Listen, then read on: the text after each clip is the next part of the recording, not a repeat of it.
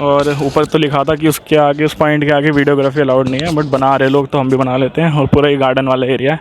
पिछली बार तो भाई मैं अंदर तक गया था, बट इस बार मैं अंदर नहीं जाने वाला। बट मैं भी क्लिप्स पड़ी होंगी, मैं उसमें आपको लगा के दिखा दूंगा अंदर का पूरा एरिया। कोई सामने से बंदा आ जाएगा तो ओवर स्पीडिंग मत करो, थोड़ा लेट पहुँच जाओ, बट ओवर स्पीडिंग करके मत जाओ। तो वहाँ पर आपको 5 रुपये का एक दे देंगे।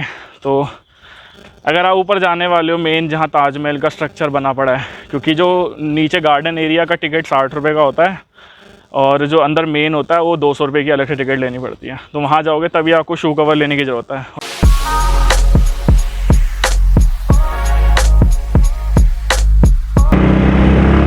तो वेल, स्वागत है आप सभी का मेरे एक और अनप्लग सफ़र में। आज है 13 सितंबर 2025 और फ़िलहाल भाई मैं निकल गया हूँ आगरा के लिए। आगरा में भाई ताजमहल के लिए जा रहे हैं और आगरा फोर्ट घूम के आएंगे। और बहुत टाइम से, मतलब 2 महीने तो हो गए मोस्टली, तो उसमें हमारी कोई भी राइड नहीं हुई थी और कोई व्लॉग नहीं आ रहा था। तो मैं सोचा चलो यार एक राइड भी हो जाएगी और एक थोड़ा घूम के भी आ जाएंगे। तो अभी फ़िलहाल पक्का नहीं है कि मैं शाम को आऊँगा कि कल आऊँगा, देखते हैं। वैसे तो शाम का अगर टाइम बच गया, मतलब दिन तक अगर टाइम बच गया, फ्री हो गया, तो मैं फिर शाम तक वापस आ जाऊँगा घर। लेकिन नहीं हुआ तो फिर कल आऊँगा, कल सुबह वापस निकलूँगा वहाँ से। तो 88 किलोमीटर मैं चल चुका हूँ और मैंने अभी, मतलब थोड़ी देर पहले भी वीडियो शूट किया था यही सेम, बट उसमें ऑडियो ही नहीं आया मेरा। मैंने रास्ते में रुक के चेक किया, तो इसलिए मैं फिर से शूट कर रहा हूँ। बाकी सनराइज़ तो बहुत देर से हो ही रखा है और मैं 5 बजे निकला था और अभी शायद 7 बज गए हैं और 88 किलोमीटर्स मेरा कवर हो चुका है। और जैसे कि अभी हम निकलते हैं तो देखते हैं क्या क्या मिलता है रास्ते में। और खाने की तो अभी ज़रूरत पड़ेगी नहीं, क्योंकि मैंने घर से मैगी तो खाई रखी है। तो भूख लगेगी तो रुक के खा लूँगा, अभी इतनी कोई जल्दी है नहीं। बाकी हाईवेज़ तो भाई देखो, अभी यहाँ पे 6 लेन हाईवे पे चल ही रहा है और 3 लेन इधर बनी है, 3 लेन मेरे साइड में बनी हुई है और बाकी सर्विस लेन यहाँ तो सही चल रही है। और ये जो हाईवे बहुत ही बिजी हाईवे रहता है, क्योंकि NH44 से कनेक्टेड है ना ये, मतलब NH44 का ही पार्ट है ये। तो यहाँ पे अभी ट्रक चल रहे हैं बहुत ही ज़्यादा। और इसी हाईवे पे मैंने मोस्टली ज़्यादातर ट्रक देखे हैं, वरना पिछली ट्रिप में मैं ऋषिकेश गया था ना, वहाँ इतने ट्रक फिर भी नहीं थे, बट यहाँ पे ना बहुत ही ज़्यादा ट्रक है। बाकी हाईवे की बात करें तो यार, जैसे कि मैं बहुत वीडियो में बता चुका हूँ, मतलब पहले वाली वीडियो में मैंने बताया होगा ना कि इंडियन हाईवे ना ऊपर से चमका देते हैं। जैसे ये भी हाईवे देखो कितना अच्छा चमका रखा है, देखने में लग रहा होगा कितना अच्छा है। और आगरा यहाँ से 114 किलोमीटर रह गया है, मथुरा 59 किलोमीटर रह गया है। हाँ, तो मैं कह रहा था इंडियन हाईवेज़ ना बहुत ज़्यादा चमका देते हो ऊपर से, देखने में लगेगा वाह क्या रोड है, लेकिन एक्चुअली में वो रोड ना बहुत झूले बना रखे होते हैं। मतलब आपकी ऐसे ऐसे ऐसे ऐसे ऐसे आपकी ना गाड़ी हिलती रहेगी। कोई भी व्हीकल में आप बैठे हो ना, वो बस ऊपर नीचे डांस करता रहेगा। आप मेरे सामने भी ऑब्ज़र्व करना, जो भी जा रही होंगी ना ट्रक वगैरह या गाड़ी वगैरह भी जा रही होगी, सब ऊपर नीचे झूल रखे होते हैं। तो ये पता नहीं क्या ही क्वालिटी का हाईवे बनाते हैं, बस ऊपर से चमका दो, नीचे पता नहीं क्या मटेरियल डाला है, कुछ कह नहीं सकते। मैंने कितने ब्लॉगर्स की वीडियो देखी है ना जो इंडिया से बाहर देश अपनी गाड़ी में ट्रैवल करने गए हैं, वो सब यही सेम बात बोलते हैं। इंडियन हाईवेज़ में यही चीज़ है कि आपको झूला मिलेगा बहुत ज़्यादा, जबकि बाहर के हाईवेज़ एकदम स्मूथ होते हैं। वहाँ पे एकदम सीधी गाड़ी चल रही है तो सीधी चलेगी, उछलेगी नहीं बेवजह। और यहाँ तो कभी भी अचानक से गड्ढे भी आ जाते हैं, तो उसका भी हम कुछ कर ही नहीं सकते हैं। बाकी एक चीज़ और है इंडियन हाईवेज़ की, कि आप कभी भी ट्रस्ट नहीं कर सकते कि सामने से क्या आ जाए, या कोई क्रॉस कर रहा होगा या कुछ भी हो सकता है। इसलिए मैं इतनी ज़्यादा ना पावरफुल बाइक्स के ना इतने ज़्यादा मैं सपोर्ट में होता नहीं हूँ इंडिया में लेने के। जैसे बहुत से लोग 400 सीसी लेके घूम रहे होते हैं, उसका कोई फ़ायदा है नहीं एक्चुअली में, क्योंकि आप इतनी 400 सीसी की पावर ना उतना यूज़ ही नहीं कर पाओगे। 200-250 सीसी बहुत है जो लंबे लंबे टूर करते हैं, 400 सीसी बहुत ज़्यादा हो जाता है इंडियन हाईवे के हिसाब से, क्योंकि एक्सप्रेस वे पे तो बाइक 2 व्हीलर अलाउड होती नहीं है, तो वहाँ तो अपनी पावर यूज़ करने से रहे। इंडियन हाईवे में भी अचानक से कभी भी कुछ भी आ जाएगा बीच में से, कभी कोई बंदा चलता हुआ आ जाएगा, क्रॉस कर रहे होंगे रोड, कभी कोई बाइक वाला क्रॉस कर रहा होगा, कभी कोई रॉन्ग साइड आ रहा होगा। अभी मैं सुबह जब निकला अंधेरा हो रहा था तो 2 ट्रक मेरे सामने से रॉन्ग साइड आ रहे थे इतने बड़े हाईवे पे। तो भाई सोचने वाली बात है। और किसी को अगर थोड़ा सा भी समझ नहीं आया कि क्या आ रहा है सामने से, वो तो घुस जाएगा उसी में। तो पता नहीं क्या चलता है। थोड़ी ना खुद भी सिविक सेंस होनी चाहिए लोगों के अंदर। हर चीज़ सरकार नहीं कर सकती है, सरकार majority of the time rule बना सकती है, फॉलो करना आपके हाथ में ही है। कि जितना मर्जी आप कह लो हम देशभक्त है, जितने मर्जी देशभक्ति के स्टेटस लगा लो, असली देशभक्ति ऐसे पता चलती है कि जब आप अपनी ड्यूटी करने पे आते हो, जो लॉ है आप उसको फॉलो कर भी रहे हो कि नहीं कर रहे हो। इसलिए आपको ध्यान रखना चाहिए। और मेजॉरिटी ऑफ द एक्सीडेंट्स होते भी रोड पे टू व्हीलर वालों की वजह से ही हैं। और टू व्हीलर वाले बात, जिनको फोर व्हीलर नहीं आता मेजॉरिटी ऑफ द टाइम चलाना, तो ये बात ही समझेंगे कि जो भी बड़ा व्हीकल होता है, गाड़ी हो गई, ट्रक हो गई, उसमें ना बहुत सारे ब्लाइंड स्पॉट होते हैं। और जो टू व्हीलर वाले होते हैं ना, उन्हीं ब्लाइंड स्पॉट में घुसेंगे और वहीं से कट मारेंगे, एकदम क्लोजली चिपका के चलाएंगे और एकदम से ओवरटेक करेंगे। और सोचते हैं फिर कि हमने बहुत अच्छी स्पीड से निकाल ली है, बट एक्चुअली ऐसा होता नहीं है। जब गाड़ी एक फ्लो में चल रही होती है ना, तो जब फोर व्हीलर वाले को लगता है कि चिपक जाएगा, मतलब ठुक जाएगा, तो वो खुद ही ब्रेक अप्लाई कर देता है। अगर वो ब्रेक अप्लाई ना करे ना, तो आपके लग जाएगी। इसलिए आपकी उसमें कोई इतनी खास स्किल है नहीं। वो फोर व्हीलर वाला ब्रेक मार देता है, चाहे वो बस हो, गाड़ी हो, ट्रक हो, वो ब्रेक मार देता है, इसलिए वो आपको लगती नहीं है, एक्सीडेंट नहीं होता है। अगर वो ब्रेक ना मारे ना, आप जितना मर्जी ओवरटेक करके निकालो, कट मार के, आपको लगेगी ही लगेगी। लेकिन ये बहुत से लोग समझेंगे नहीं बात को, जब तक आप खुद फोर व्हीलर नहीं चलाओगे। बाकी उसका कुछ कर नहीं सकते हैं, सब चीज़ें खुद ही फॉलो करनी पड़ती है, दूसरा कोई बाहर से आके नहीं सिखाएगा।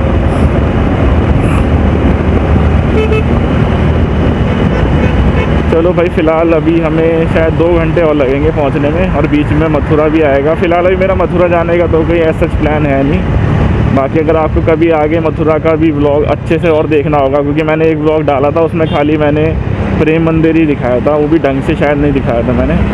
तो देखना होगा अच्छे से, तो आप मुझे बताना, तो मैं स्पेशल फिर अलग से जाऊंगा। और ढाबे तो इस हाईवे पे बहुत हैं, ये पूरा मथुरा NH44 ही है यार, सब वही है। तो देखते हैं कितना टाइम और लगता है, आगे मिलते हैं आपसे।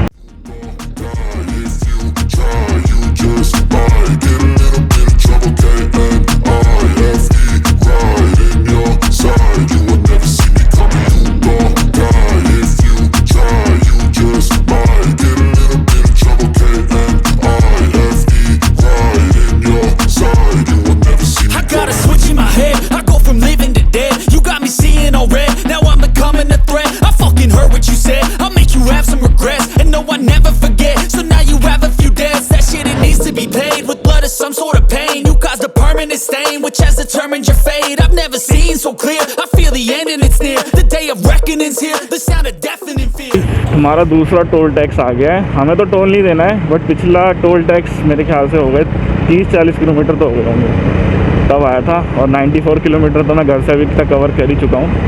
तो 500 मीटर पे टोल प्लाज़ा भी आ गया, तो हमें तो साइड से निकलना होगा। चलो आगे चलते हैं, दिखाता हूँ मैं। बाकी फूड कोर्ट तो इस हाईवे में बने हुए हैं, क्योंकि ये सबसे बिजीएस्ट हाईवे है इंडिया का। और देखो ये वाला ट्रक वाला लेफ्ट आ रहा है, और पुलिस वालों ने हेलमेट नहीं पहना।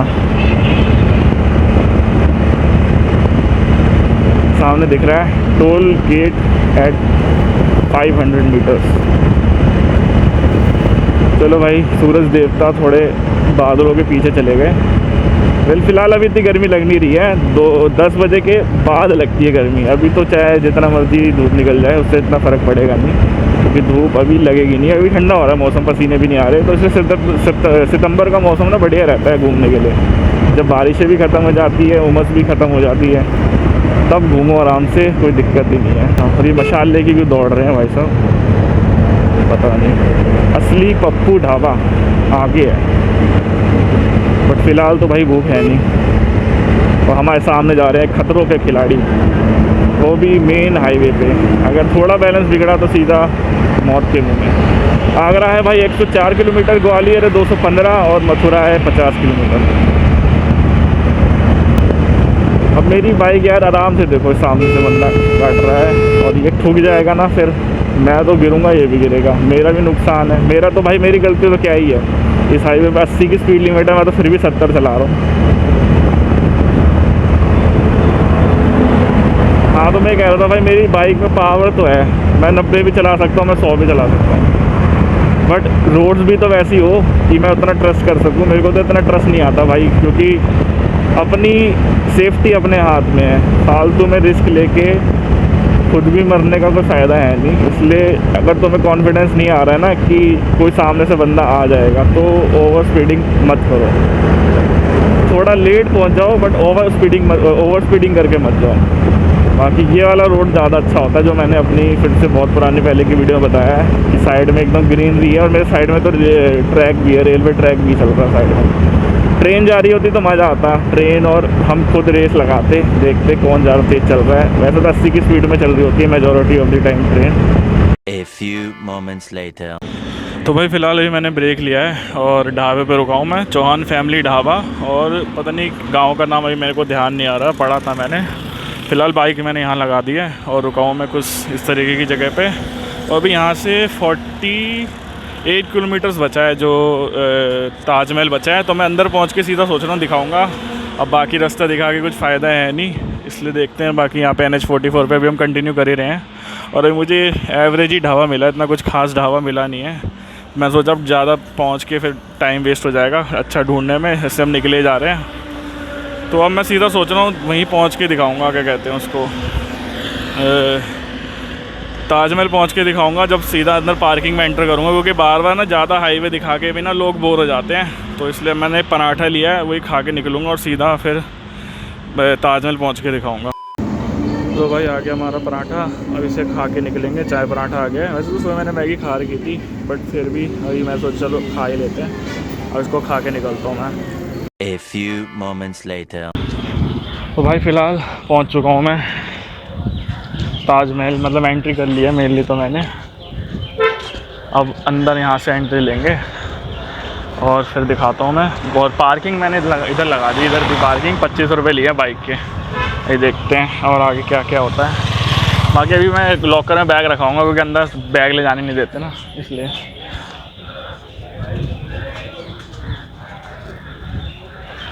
बैग ले जाने देंगे। तो चलो भाई अभी हम निकल चुके हैं और फिर बताता हूँ मैं। अभी फ्रिज मैग्नेट भी लेना, देखते हैं फ्रिज मैग्नेट कहाँ मिलता है। यहाँ पे हर जगह आपको, शाहजहाँ का गार्डन भी इधर यहाँ पे, और इधर हर जगह टॉयलेट मिल जाएंगे आपको जो यूज़ कर सकते हो। बाकी खाने की मार्केट भी लगी हुई है हर जगह यहाँ पे। तो भाई एक तो यहाँ पे बंदर बहुत सारे हैं, इसलिए अपना सामान थोड़ा ध्यान से रखना। ये देखो इधर ही बंदर है, इधर ही बंदर है। बाकी आपको अगर ऊपर नहीं जाना ना ताजमहल की मेन एंट्री पे, जो 200 रुपये वाली टिकट है, तो आप अवॉइड कर सकते हो वो शूज़ कवर लेना। मतलब आपको यहाँ बहुत सारे लोग अप्रोच करेंगे बेचते हुए कि ख़रीद लो ख़रीद लो, बट आपकी मर्ज़ी है, आपको ख़रीदना है नहीं। कि अगर आप ऊपर जाने वाले हो तो ख़रीद लो। 10 रुपये भी मैक्सिमम ठीक है एक पेयर का। वैसे तो 5 का एक आ रहा है, 10 के 2 आ रहे हैं।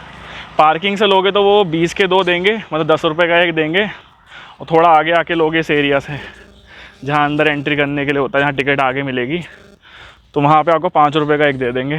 तो अगर आप ऊपर जाने वाले हो मेन, जहाँ ताजमहल का स्ट्रक्चर बना पड़ा है, क्योंकि जो नीचे गार्डन एरिया का टिकट 60 रुपये का होता है और जो अंदर मेन होता है वो 200 रुपये की अलग से टिकट लेनी पड़ती है। तो वहाँ जाओगे तभी आपको शू कवर लेने की ज़रूरत है, वरना फालतू में आपको शू कवर लेने की ज़रूरत नहीं है।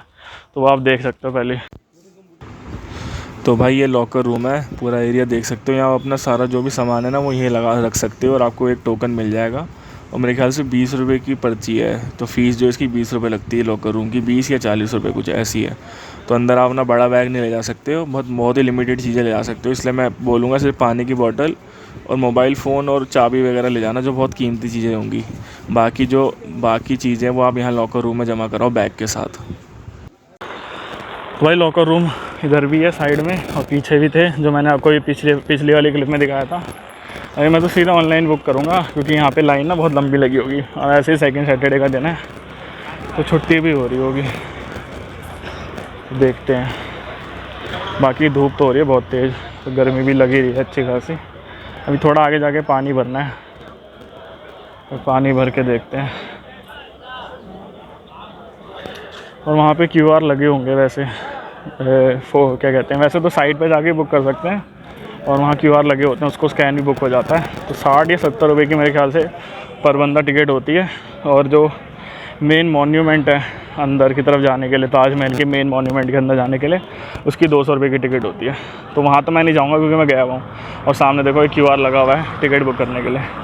तो थोड़ी छाँव वाली जगह ढूंढता हूँ, फिर करता हूँ बुक। और यहाँ हर जगह आपको कुछ ना कुछ खाने का स्टॉल वगैरह मिल जाएगा। और लॉकर रूम के एक बैग के मेरे से 20 रुपये लिया है।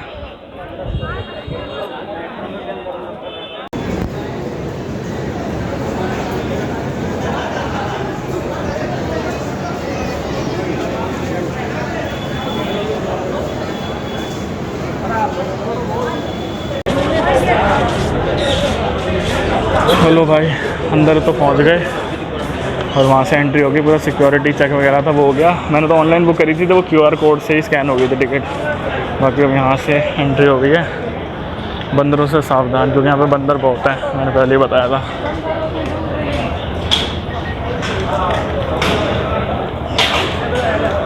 धूप हो रही है बहुत तेज़।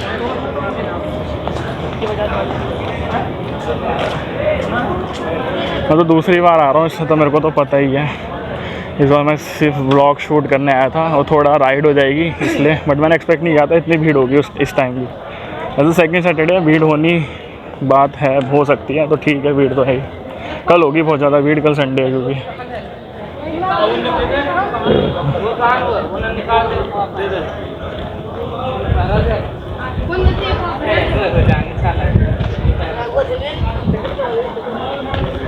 यहाँ से दिखेगा थोड़ा थोड़ा,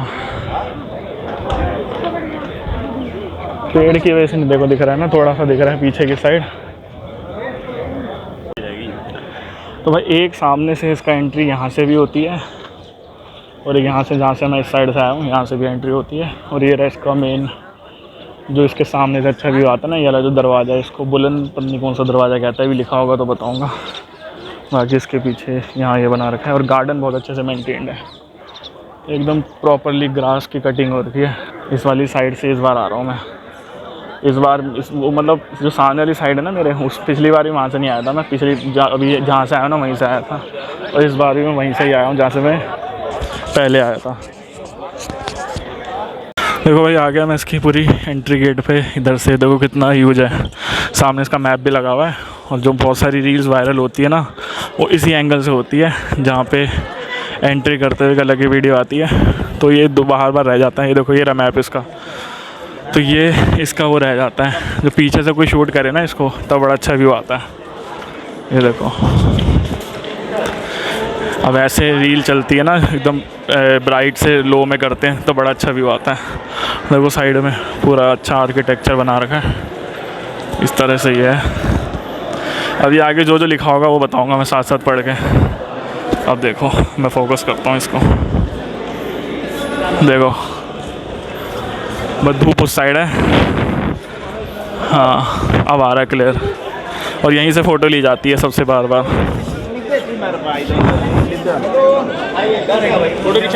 भीड़ है यार आज भी बहुत ज़्यादा, पिछली बार तो इतनी भीड़ थी भी नहीं। और ऊपर तो लिखा था कि उसके आगे, उस पॉइंट के आगे वीडियोग्राफी अलाउड नहीं है, बट बना रहे लोग तो हम भी बना लेते हैं। और पूरा ये गार्डन वाला एरिया है। पिछली बार तो भाई मैं अंदर तक गया था, बट इस बार मैं अंदर नहीं जाने वाला। बट मैं भी क्लिप्स पड़ी होंगी, मैं उसमें आपको लगा के दिखा दूँगा अंदर का पूरा एरिया। तो यहीं से अभी मैं दिखा रहा हूँ, क्योंकि बार बार वर्थ इट नहीं है इतना अंदर जाके दिखाना, एक बार ही वर्थ इट है। तो 200 रुपये की टिकट है, तो इतना कुछ खास है नहीं अंदर जाके दिखाने का। बाकी entry into the garden is prohibited, अंदर जाना अलाउड नहीं है। बाहर और बैठ के फ़ोटो खिंचवा सकते हो, वीडियो बना सकते हो। और ज़रूरी नहीं कि आप वहीं से मेन गेट से आप एंट्री में ख़रीदो टिकट। आप अंदर यहाँ पे जो दिख रहा है ना सामने, यहाँ काउंटर बना होगा, वहाँ भी आप डायरेक्ट टिकट ले सकते हो कैश दे के। पता नहीं UPI चलता है कि नहीं चलता, बट कैश तो ले लेते हैं पक्का, इतना मुझे अच्छे से याद है। और यहाँ पे कंस्ट्रक्शन भी चल रहा है कुछ मेरे ख्याल से। ऊपर देखो अभी उसके ऊपर लगा रखा है। और जगह जगह गाइड मिल जाएंगे आपको टूर देने के लिए, तो वो आपकी मर्ज़ी है आपको टूर लेना है कि नहीं लेना है। जिनको थोड़ा ज़्यादा ही डीप में हिस्ट्री जाननी है वो तो टूर ले ही सकता है, क्योंकि थोड़ा अच्छे से पता चल जाता है क्या क्या था। बाकी आपको ऐसे ही नॉर्मली देखना है तो वो भी ठीक है, देख सकते हो आप। और यहाँ से जो ये सामने पॉइंट दिख रहा है ना खड़े होने का, यहाँ से लोग खिंचाते हैं अलग अलग तरीके से फ़ोटो। यहाँ से अच्छी फ़ोटो आती है, क्योंकि पीछे से एकदम धूप पड़ रही है ना डायरेक्ट, तो एकदम क्लैरिटी आ रही है। और एकदम अच्छा क्राउडेड है आज भी। तो चलो भाई ताजमहल का थोड़ा मैं आपको हिस्ट्री बैकग्राउंड बता दूं। तो भाई ये आगरा में लोकेटेड है और उत्तर प्रदेश में पड़ता है आगरा जैसे कि। तो भाई इसको बनवाया था, जो आपको सबको पता ही होगा, मुग़ल एम्परर थे जो शाहजहाँ, उन्होंने बनवाया था अपनी सबसे प्यारी बेगम जो थी ना उनकी, मुमताज़, उनकी याद में बनाया था। तो मुमताज़ का जो असली नाम था ना वो अर्जुमंद बानो बेगम था। वो शाहजहाँ की तीसरी पत्नी थी और सबसे प्यारी पत्नी उनकी शाहजहाँ सी जो थी वो मुमताज़ थी। और जो शाहजहाँ की पत्नी थी मुमताज़ 1631 में जब वो चाइल्ड बर्थ कर रही थी ना, मतलब जब बच्चे को जन्म दे रही थी, उस दौरान उनकी ना मृत्यु हो गई थी। तो उस बात का सदमा शाहजहाँ को लगा था और उन्होंने उनकी याद में ये मकबरा बनवाया था। और मोहब्बत की निशानी से इनको आज ये जाना जाता है और बहुत लोग घूमने आते हैं यहाँ पे। तो कंस्ट्रक्शन का इसके बात कर लेते हैं। तो भाई इसका कंस्ट्रक्शन जो स्टार्ट हुआ था ना वो 1632 में हुआ था और पूरा होते होते करीब इसको 22 साल लग गए थे। और मतलब अराउंड देखा जाए तो 1653 में ये पूरा हो गया होगा। और कुल मीनारें इसकी करीब 20,000 आर्टिसंस और वर्कर्स ने काम किया था इसमें, जिसमें से इंडिया के थे, पर्शियन थे, ऑटोनोमन एम्पायर भी था और सेंट्रल एशिया से आए हुए कारीगर शामिल थे इसमें। इसके आर्किटेक्चर में ना आपको इंडो इस्लामिक और पर्शियन डिज़ाइन का ना परफेक्ट ब्लेंड दिखेगा। और प्योर मार्बल से तो जैसे बना ही हुआ है। इसकी ब्यूटी को बढ़ाने के लिए ना इसमें प्रीशियस स्टोन्स का यूज़ किया है, जैसे जैस्पर हो गया, जेड, क्रिस्टल, टॉर्क्वाइज जैसे चीज़ें, लैपिस लाजुली ऐसी चीज़ें हैं बहुत सारी। तो इसका ना यहाँ पे यूज़ किया गया है। और थोड़े फैक्ट्स मैं आपको इसके बता दूँ। ताजमहल का जो कलर है ना, दिन के टाइम तो इसका ना कलर बदलता है, सुबह अलग होता है। तो सुबह जब आप देखोगे तो हल्का सा आपको गुलाबी दिखेगा। दिन के टाइम तो भाई बहुत ज़्यादा चमकता हुआ दिखता है जब धूप पड़ती है इस पर। और रात को अगर आप देखोगे ना तो चांदनी रात जब होती है तो आपको हल्का हल्का ना गोल्डन सा इसमें ना फील आएगा। और जो ये ताजमहल की जो चारों साइड में आपको मीनारें दिख रही है ना, ये थोड़ी ना बाहर की तरफ ना टिल्टेड है कि अगर कभी अर्थक्वेक आएगा ना तो ये मतलब गिरेगी नहीं। वहाँ पे जो पीछे की साइड दिखेगी आपको चारों तरफ जो खंबे से खड़े हैं ना वो। और इसको बनाने में ना उस टाइम पे 32 मिलियन इंडियन रुपीज़ का खर्चा आया था, जो आज की डेट में देखा जाएगा ना तो बहुत ज़्यादा पैसे गिना जाए, बहुत ज़्यादा पैसों में आ जाएगा। और 1983 में यूनेस्को ने इसको ना वर्ल्ड हेरिटेज साइट डिक्लेयर किया था। तो 7 वंडर्स ऑफ द वर्ल्ड में तो ये आता ही है। तो इसलिए मैंने भी एक वंडर तो देख ही लिया है, बाकी 6 वंडर देखते हैं। और भाई मेरे को थोड़ी ना बैटरी बचानी पड़ रही है क्योंकि मेरे फ़ोन में बैटरी ना लगभग ख़त्म पे चल रही है, 40% कुछ पे। और मुझे अभी आगरा फोर्ट भी दिखाना है, मेन चीज़ें।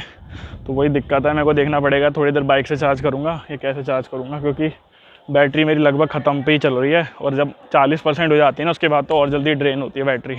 और धूप हो रही है बहुत ज़्यादा तेज़। अब पता नहीं कितनी क्वालिटी माइक की आ रही है, वरना वॉइस ओवर डाल दूँगा, वो तो कोई दिक्कत नहीं है। लेकिन बहुत गर्मी हो रही है और बैटरी मेरी बहुत जल्दी जा रही है, क्योंकि रास्ते में पता ही नहीं चला बड़ी जल्दी। जब इतना मैंने गूगल मैप्स में ही चलाया आज तो फिर भी बड़ी जल्दी बैटरी चली गई। तो अभी मैं ब्राइटनेस कम करके शूट कर रहा हूँ, देखते हैं कितना शूट हो पाता है। मेनली तो मैंने यहाँ पे शूट कर ही लिया और कहानी भी मैं आपको बता दूँगा। अब देखते हैं क्या दिखता है, अगर अलग कुछ दिखता है, वरना आगरा फोर्ट की तरफ चलेंगे। और अभी मेरे ख्याल से 1:30 बज चुका है, तो खाना खाएँगे अभी बीच में, देखते हैं उस हिसाब से। भाई फ़िलहाल तो अभी मैंने एग्ज़िट ले लिया है क्योंकि समझ नहीं आ रहा था, मतलब समझ का मतलब 40% बैटरी हो गई है और टाइम भी होता जा रहा है। फिर मेरे को आगरा फोर्ट भी कवर करना है, उसमें भी मैं थोड़ा सा ही कवर करूँगा क्योंकि बैटरी पूरी ख़त्म पे चल रही है। अब मैं बाइक पे थोड़ी देर रुक के 10% एटलीस्ट चार्ज हो जाए कि आगरा फोर्ट तक चल जाए, तो वहाँ भी कम से कम 1-2 घंटे लग जाएंगे पूरा आना जाना करने में, क्योंकि बहुत बड़ा है। तो मैं एग्ज़िट कर रहा हूँ, लॉकर रूम से अपना बैग लूँगा पहले, तो उसके बाद आगे बढ़ेंगे। तो पहले मैं बैग ले लेता हूँ अपना, बाकी सेम रास्ता है। और जो पहली बार आएगा ना उसी को एक्साइटमेंट लगेगा ज़्यादा ताजमहल घूमने का। मैं तो आ चुका हूँ, इसलिए मेरे को इतना एक्साइटमेंट था भी नहीं ताजमहल का। मैं शूट करने आया था मेनली और घूमने आया था, थोड़ा घर में बोर हो रहे थे बड़े टाइम से। तो अब चलते हैं आगरा फोर्ट की तरफ, उसके बाद खाएँगे खाना आराम से, या तो रूम में पहुँच के खाना खाऊँगा मैं, वो देखते हैं। चलो भाई, एक और फ्रिज मैग्नेट ले लिया। ये है 50 रुपये का मिला है, ठीक था, इतना महंगा नहीं लगा इसलिए ले ही लिया मैंने। A few moments later. तो भाई फ़िलहाल मैं पहुंच गया हूँ, आगरा फोर्ट पहुंच चुका हूँ मैं। और यहाँ से मैंने उस साइड से एंट्री ली थी, मतलब उधर से आया था, उस साइड से ताजमहल है, तो इधर की तरफ आओगे। और इधर ना पार्किंग भाई सामने ही मिल गई है, मैंने पीछे की तरफ पार्किंग लगा दी है, बट अंदर की साइड यहाँ पार्किंग है। तो अब यहाँ से एंट्री लोगे तो यहाँ पर पार्किंग है। और यहाँ की ना ऑनलाइन बुक मत करना, ऑनलाइन मैं आपको उसका बता दो क्या चक्कर है। बाकी इधर जो है ना टिकट यहाँ से बुक होगी, ऑपोजिट सन है इसकी यहीं पे। तो यहाँ से इसकी एंट्री देखो मेन यहाँ पे है, और यहाँ पे टिकट बुक होगी। और इसी के एकदम यहाँ पे पार्किंग दे रखी है और पानी भरा पड़ा है यहाँ पे। अब चलो आगे की तरफ चलते हैं।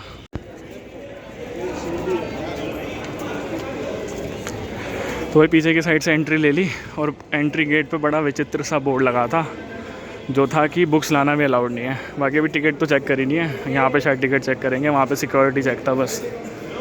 चलो देखते हैं, यहीं पे होगा।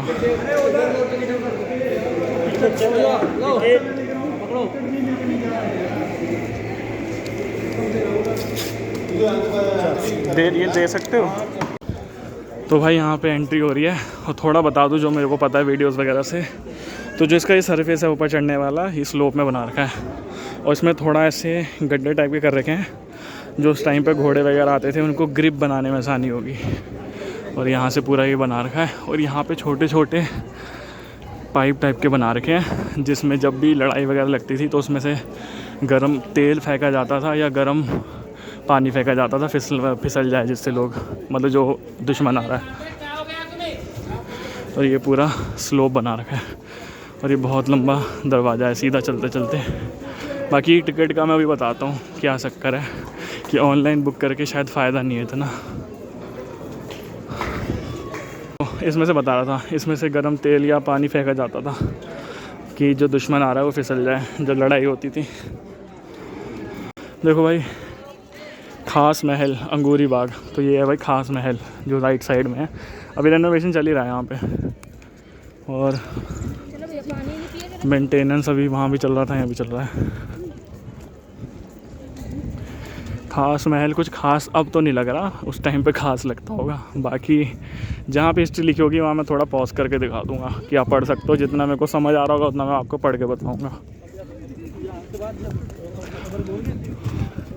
मेरे ख्याल से यहाँ तो कुछ है नहीं, पिछली बार भी नहीं था। उस साइड पे है बहुत सारी चीज़ें। तो भाई वहाँ खास महल लिखा था, यहाँ दीवाने आम लिखा है, तो पता नहीं क्या चक्कर है, दीवाने आम है या खास महल है, जो अब यहाँ दीवाने आम लिखा है। तो भाई दीवाने आम मेनली वो चीज़ होती थी, मैंने आपको ये रेड फोर्ट वाली वीडियो में बताया था, जहाँ पे जो पब्लिक मीटिंग्स होती थी उसके लिए दीवाने आम यूज़ किया जाता था, जो यहाँ पे 1628 से 1635 के बीच में बनाया गया था मेरे ख्याल से। द दीवाने आम the hall of public audience, तो ये वही मैंने बताया ना, पब्लिक ऑडियंस के लिए था। This place was build by the Mughal emperor Shahjahan, who later commission similar halls in the forts of Lahore and Delhi originally. तो भाई सेम सिमिलर ये दिल्ली वाले फोर्ट में बना हुआ है, और दिल्ली वाला जो रेड फोर्ट है, ये वाला फोर्ट मोस्टली सेम ही है। तो ये दीवाने आम है, जहाँ पब्लिक मीटिंग्स होती थी, राजा वहाँ सामने बैठता था, दरबार लगता था, और यहाँ पे पूरी प्रजा बैठती थी, और उस हिसाब से यहाँ पे पब्लिक गैदरिंग के ऊपर जो भी डिस्कशन वगैरह होना होता था वो होता था, और सामने वहाँ राजा बैठता था। और जो साइड में 2 विंडोज़ हैं वहाँ पे इनकी रानियाँ थी या क्या थी वो मेरे को कंफर्म नहीं है, और नीचे वजीर बैठता था।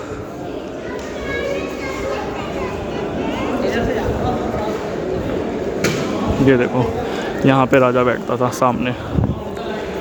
और इधर मेरे ख्याल से जो मैंने वीडियोस में देखा रानी की जगह होती थी, एक इधर है, एक उस साइड है, और इतना बड़ा हॉल है यहाँ पे। तो भाई दीवाने आम से ऊपर थोड़ा है, अंदर ही साइड में ना सीढ़ियाँ से निकली हुई थी। पिछली बार जब मैं आया था तब नहीं पता चला था, और अब मैं पहुँच गया हूँ दीवाने खास की तरफ। तो यहाँ पर तो हवा चल रही है बहुत अच्छी, और ये सारे गेट हैं, यहाँ से नीचे आप दीवाने आम पे पहुँच जाओगे, और यहाँ से चलते चलते इस साइड है।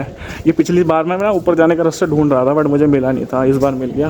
और जैसे मैंने आपको अलवर वाली सीरीज़ में बताया था ना, लाइट लगाने के लिए, मतलब मशाल लगाते थे, तो ये जो दिख रहे हैं ना आपको होल वगैरह, इसमें हर जगह मशालें लगती थी उस टाइम पे रात को उजाला करने के लिए। और ऊपर मैं दिखाता हूँ, ये है दीवाने खास है। ये यहाँ पे प्राइवेट मीटिंग होती थी, जो पर्सनल, जो राजा के करीबी लोग होते थे, तो वो आगे चल के वहाँ पे बना हुआ है, वो दिखाता हूँ। और उस टाइम पे भाई अलग ही फील आती होगी यहाँ पे चलने की।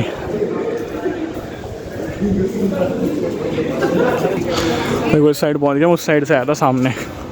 ये पूरा गार्डन एरिया बना रखा है, और यहाँ पे कीप डिस्टेंस लिखा है। ये देखो, ये है दीवाने खास। तो यहाँ पे पता नहीं कौन बैठता था, उस साइड मेरे ख्याल से राजा बैठता था। और यहाँ पे एक स्टोरी भी थी जिसमें अंग्रेज़ों ने कोई फायर किया था बम से, तो वो यहाँ पे टकरा के ऊपर साइड में कहीं लगा था, तो निशान तो देख नहीं रहा, बाकी इधर लगा था। इसका जो क्रैक है ना, वो भी यहीं पे क्रैक होगा। देखो ये देखो क्रैक हो रखा है यहाँ पे। तो पहले यहाँ पे लगा था, उसके बाद ऊपर जाके लगा था कहीं पे, तो उसका अभी भी यहीं पे है क्रैक, अभी भी यहाँ पे। तो यहाँ राजा बैठा करता था, और पीछे यमुना का फ्लो भी बहुत ज़्यादा हाई है, क्योंकि बाढ़ आ रही है। यहाँ पे भी प्राइवेट मीटिंग्स होती थी इस साइड पे, जो ये पूरा एरिया बना हुआ है। और अभी आगे जाके जो राजा था उसकी दोनों बेटियों के रूम भी आएंगे, तो वो भी दिखाता हूँ। बाकी ये जो पूरा एरिया है ना बहुत बड़ा है ये, जिसमें से पब्लिक के लिए तो बहुत कम खोल रखा है। देखो ताजमहल भी कितना क्लियर दिख रहा है, देखो यहाँ से ये देखो ताजमहल दिख रहा है यहाँ से। तो ये ना विंडो से और ज़्यादा दिखता है, जहाँ पे उनको अपने फादर को शाहजहाँ को ना वो हाउस अरेस्ट किया था ना, वहाँ से भी दिखता है। तो वो रूम भी अभी आएगा तो वो भी दिखाऊंगा। तो भाई चलो भाई आगरा फोर्ट की थोड़ी डिटेल्स की बात कर लेते हैं। तो भाई इसको लोधी डायनेस्टी ने सबसे पहले बनवाया था 11वीं सेंचुरी में, और पहले इसको बादलगढ़ के नाम से जाना जाता था। लेकिन बाद में इसको ग्लोरी तब मिली जब मुगल्स आए थे यहाँ पे, और इसको मुगल्स ने बनवाया था 1565 में रेड सैंडस्टोन से, जो लाल बलुआ पत्थर होता है उससे। और इसको कंप्लीट होने में लगभग 8 साल लग गए थे। और बाद में जब ये बन के तैयार हुआ था तो वो मैसिव मिलिट्री बेस बना था और रॉयल रेजिडेंस बना था। और आगरा फोर्ट एक फ़ोर्ट नहीं है, पूरी सिटी हुआ करता था। यहाँ पे पैलेसेस थे, मॉस्क थे, ऑडियंस हॉल थे, गार्डन थे, जो मैंने आपको बहुत सारी दिखाई है। यहाँ पे बहुत सारे फेमस स्ट्रक्चर भी है। जहांगीर पैलेस हो गया, खास महल, दीवाने आम, दीवाने खास, आइकॉनिक मोती मस्जिद भी है, और बहुत सारी चीज़ें और भी है जो इंडो इस्लामिक आर्किटेक्चर को प्रेजेंट करती है। और इसकी इंटरेस्टिंग फैक्ट ये बताऊं कि जब शाहजहाँ को यहाँ पे उनके ही बेटे औरंगज़ेब ने कैद कर लिया था। और आप इमेजिन करो, शाहजहाँ ने अपनी लाइफ के आखिरी 8 साल इसी फोर्ट में बिताए थे, और यहाँ से वो ताजमहल को दूर से देखा करते थे, जो ताजमहल उन्होंने अपनी वाइफ के लिए बनवाया था। और प्रेजेंट डे की बात करें तो भाई टुडे जो आगरा फोर्ट है ये यूनेस्को की वर्ल्ड हेरिटेज साइट में आता है। तो ये भी ज़रूर आपको विज़िट करना चाहिए अगर आप यहाँ पे ताजमहल देखने आ रहे हो। ताजमहल से मुश्किल से ये 1-2 किलोमीटर दूर है, और यहाँ से आगरा फोर्ट से आपको ताजमहल भी एकदम क्लियर दिखता है। और ताजमहल से अगर थोड़ा वहाँ पे ऊंचा स्ट्रक्चर होता तो आगरा फोर्ट भी दिखता, लेकिन आगरा फोर्ट से ताजमहल पूरा क्लियर दिखता है और बहुत ही ज़्यादा पास में है। तो आप ज़रूर यहाँ पर आना। बाकी इसकी बहुत ज़्यादा हिस्ट्री जुड़ी हुई है, और इसमें बहुत सारे बाद में जो किंग्स थे उन्होंने भी राज किया गया है। और एग्जैक्ट ऐसा ही जो मेन स्ट्रक्चर है आपको दिल्ली के जो लाल किला है ना, वो उसमें भी देखने को मिलेगा। तो मेजॉरिटी जो चीज़ें हैं ना यहाँ दिल्ली वाले लाल किले और आगरा फोर्ट में लगभग सेम है। आप मेरे चैनल पे दिल्ली का लाल किला का वीडियो भी बना पड़ा है, उसको मैं डिस्क्रिप्शन वगैरह में लिंक कर दूंगा, और ऊपर भी कहीं कार्ड वगैरह में डाल दूंगा, वो भी देख सकते हो दिल्ली का लाल किला। तो मेजर आपको ना सेम ही चीज़ें दिखेंगी यहाँ पे। तो इसकी जो पूरी आर्किटेक्चर है वो भी बहुत ज़्यादा रॉयल बना रखा है। तो वो भी इंडिया के थोड़े आर्किटेक्ट्स होंगे, थोड़े पर्शिया वगैरह, मतलब जो ईरान वगैरह साइड से मंगवाए गए होंगे। तो उन सबको मिला के एक परफेक्ट कॉम्बिनेशन स्टार्ट हुआ है। और बाकी जो ताजमहल की जो चीज़ें हैं ना कि उसके मज़दूरों के हाथ कटवा दिए थे, वो कहना थोड़ा मुश्किल है कि वो बात सच्ची है कि गलत है। अगर आपको लगता है कि सच्ची है तो आप भी कमेंट सेक्शन में अपना ओपिनियन देना कि सच है कि झूठ है। बाकी हम आगे बढ़ते हैं। तो भाई फ़िलहाल और मैं अब घर के लिए निकल रहा हूँ। तो जितना मैंने कल शूट किया बैटरी की वजह से उतना ही कर पाया, क्योंकि इसके ना ख़त्म होने लग गई बैटरी, और गर्मी बहुत ज़्यादा हो गई थी ना, तो सर दर्द भी हो रहा था हल्का। तो जितना मैंने भी दिखाया उससे आपको बहुत आइडिया तो हो ही गया होगा। बाकी होटल्स तो भाई अगर आपको रुकने का प्लान है तो बहुत सारे होटल्स मिल जाते हैं वहाँ पे आसपास, कहीं भी आप देखोगे ना। और थोड़ा बार्गिन कराना अच्छे से, तो आपको अच्छा प्राइस मिलेगा होटल्स का। ज़्यादा महंगा मत ले लेना, क्योंकि आप 2-4 होटलों में सर्च करोगे आपको सस्ता मिल ही जाएगा, और बार्गिन करने पर वो दे देते हैं, क्योंकि उनको भी चलाना ही है। और वैसे भी क्योंकि बहुत सारा मेन टूरिस्ट प्लेस है तो वहाँ पे होटल बहुत सारे होते हैं, इसलिए आपको सस्ता प्राइस मिल ही जाएगा थोड़ा ढूंढने पे, बार्गेन करने में। बाकी मैंने एक पेट्रोल फिर से फुल कराया है, और जब से घर से निकला हूँ अभी तक मेरी बाइक चल चुकी है 241 किलोमीटर। और फ़िलहाल तो अभी अच्छा ही चल रहा है रोड, और मैं भी ढूंढता हूँ कि कोई ढंग का सा ढाबा मिलेगा तो कुछ खाऊँगा। और फिर थोड़ी देर बाद मतलब 3 घंटे या 2 घंटे 2.5 घंटे लग जाएंगे घर पहुँचते।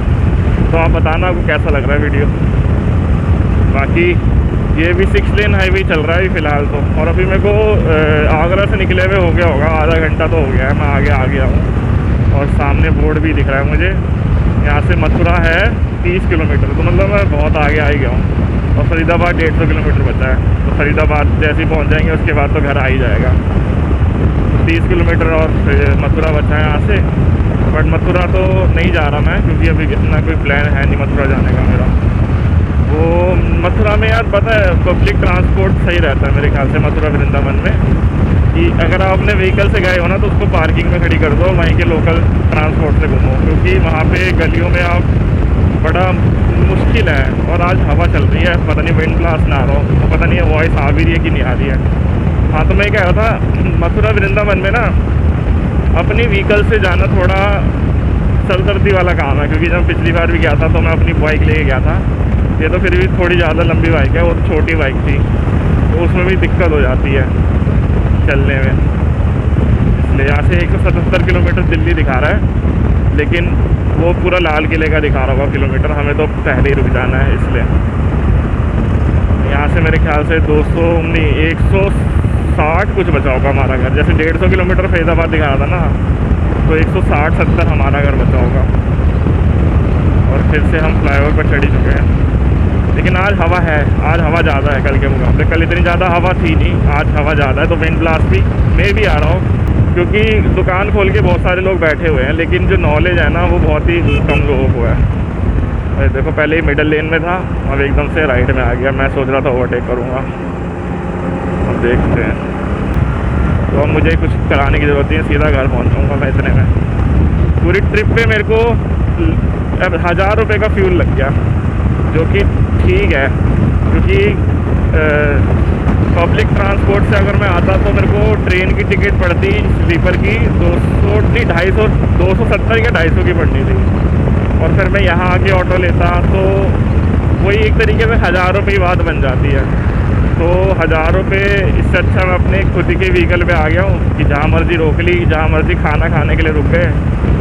ये चीज़ होती है, थोड़ा कंफर्ट रहता है, अपने हिसाब से निकल सकते हैं, वरना ट्रेन और बस के हिसाब से चलना पड़ता है बाद में, क्योंकि टाइमिंग क्या बैटरी है प्लस भीड़ कितनी है, ये रहता है। इसलिए बाइक से थोड़ा ट्रैवल करना ना सही रहता है, लेकिन थोड़ी आपकी कंफर्टेबल बाइक होनी चाहिए। बाकी आपके अंदर ज़्यादा ही पैशन है फिर तो आप कम्यूटर बाइक भी लेके जा सकते हो, इससे 100-110 सीसी की बाइकें भी ले जा सकते हो। लेकिन अगर आपको थोड़ा कंफर्ट में चाहिए तो ऐसी क्रूज़र बाइक ले लो, ज़रूरी नहीं एवेंजर लो, और भी ले सकते हो, बट मेरे को पर्सनली एवेंजर ज़्यादा लॉजिकल लगती है लॉन्ग रूट के लिए, जो क्रूज़ वाला वेरिएंट है। एक तो इसका पोस्चर, दूसरा 220 सीसी ना इनफ है, मतलब इतनी 150 मतलब 250 350 सीसी ऐसे इंडियन रोड्स पे यूज़ हो नहीं सकती है, जहाँ पे कुछ भी चल रहा है। अब ये देखो, ये बंदा यहाँ चल रहा है स्लो इतनी स्पीड में, और मेन हाईवे है ये, और बीच में ट्रक वाले ने भी अटका रखी है, उसके सामने हाई स्पीड लेन में भी फंसा रखी है। मेरे पीछे से एक ट्रक आ रहा है, वो भी भगाता हुआ ला रहा है। तो इन हाईवेज़ पे ना, इंडियन हाईवेज़ पे लॉजिकल बात है नहीं कि आप 350 सीसी खरीदो, इसलिए कोई सेंस नहीं बनाती हाई सीसी बाइक। इसे 220 सीसी इनफ है। वैसे तो मैं बोलूँगा 220 भी छोड़ो, 150 सीसी भी बहुत इनफ है, क्योंकि आप मेजॉरिटी ऑफ द टाइम 80 के ऊपर तो बहुत रेयरली चला पाओगे सेफली। भगाने को तो आप 100 भी भगा लो, बट वो थोड़ा अनसेफ हो जाता है ऐसी रोड्स पे। 80 फिर भी सही रहता है, लेकिन 70 मोस्टली मैंने नोटिस किया है, जब भी मैं जाता हूँ मेरी बाइक जो है 70 पे ही चल रही होती है, जो मेरे को सेफ़ फील होता है। जब बहुत ही ज़्यादा मुझे खाली दिख जाता है तब मैं 80 कर लेता हूँ, तो वो चीज़ है। बाकी अपनी अपनी चॉइस है, आपको क्या बाइक पसंद आती है। लेकिन अगर आपको लॉन्ग रूट पे जाना है तो मैं आपको ज़रूर प्रेफर करूँगा कि आप क्रूज़र बाइक लो। बाकी सिटी में ज़्यादा आपकी राइडिंग है, फिर तो आप थोड़ी कम्यूटर बाइक लो और थोड़ी ऊंची बाइक लो, जो गड्ढों वगैरह से आपको निकाल देगी। ये थोड़ी लंबी बाइक पड़ जाती है ना, इसलिए थोड़ा इसको मोड़ना वगैरह थोड़ा सरदर्दी लगती है गली वगैरह में।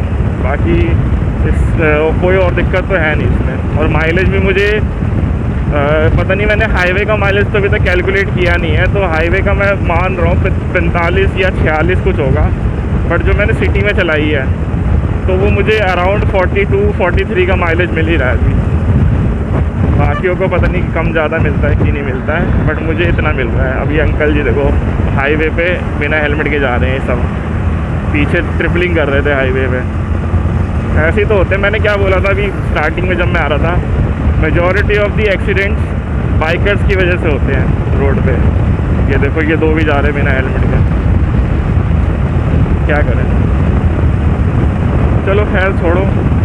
अब मैं सोच रहा हूँ कि खाने के लिए रुकूंगा, कहीं ढाबा आएगा। तो आप बताना आपको ताजमहल का ब्लॉग कैसा लगा। थोड़ा और इन्फॉर्मेशन चाहिए होगा ना, मुझे कमेंट सेक्शन में पूछना, होटल्स का ही पूछना। मैं आपको 2-3 होटल्स के नाम रेकमेंड कर दूंगा। और भी मतलब बेसिक कुछ चीज़ें मैंने मिस आउट कर दी होगी ना, वो भी अगर आपको क्वेश्चन हो कि कैसे आना है तो वो भी बता सकते हो। और आप चाहते हो मैं पूरी वीडियो बना दूँ कैसे आना है, मतलब पूरी डिटेल लिस्ट में, तो उसको भी मैं बना दूँगा लाइन बाय लाइन समझा के। तो आप पूछ सकते हो वो चीज़ें।